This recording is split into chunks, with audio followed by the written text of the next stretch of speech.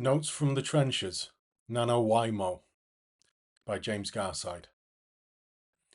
Yesterday I joked that if I wrote what was on my mind, I'd probably get sectioned. Today I'm going to do just that and prove myself wrong. A very kind person, very kindly, left a lovely comment on my blog as they're a fellow NaNoWriMo and NaNoWriMo participant, but they're something of a veteran, whereas this is my first time doing both in tandem. They remarked on their own blog that they survived NaNoWriMo by typing for 15 minutes and then clicking post. So that's what I'm going to do here. Run for the hills, unless you actually want to read me being snotty and snarky, off the cuff and off the top of my head, in which case pull up a chair. I will try not to whinge too much on this blog, but if you ever see a post preface with the title Notes from the Trenches when I'm a writer, not a soldier, and the only war being fought is against my own inertia, then that's your clue that it's just a little rant about writing and not necessarily fit for human consumption. You have been warned. I'm 3 days into NaNoWriMo and already sick to the back teeth of the outpouring of anti-NaNoWriMo sentiment from published and established so-called professional writers. How precious. You're entitled to your opinion, but please shut the fuck up. You don't have to participate, you don't have to approve, nobody is making you write a novel in a month, but why do you feel the need to piss on the parade of those who do?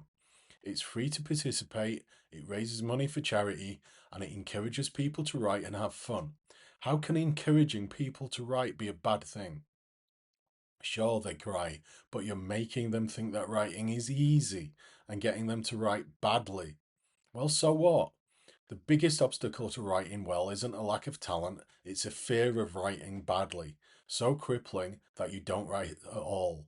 The fear of failure and crippling self-doubts that for many seem to go hand in hand with any creative act as something that I wrestle with every day. I aspire to be a published writer, but in the words of Kirsty McCall, you just haven't earned it yet, baby. I haven't written long enough or hard enough, but at least I'm bloody trying. I applaud anyone daft enough to try and write a novel in a month, whatever their reasons for doing so. It's a baptism of fire, and you'll learn a hell of a lot about the craft and about yourself as a writer in the process.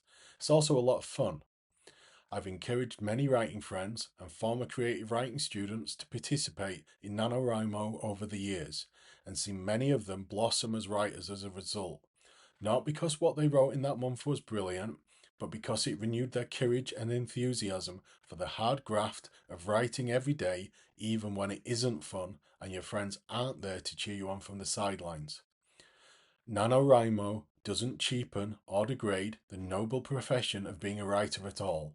If anything, it makes people realise just how bloody hard it is to actually sit down and write a publishable novel, and at the same time, how writers aren't mythical beings who get to sit on a silver cloud imparting wisdom to the masses from on high, as much as they might like to believe otherwise.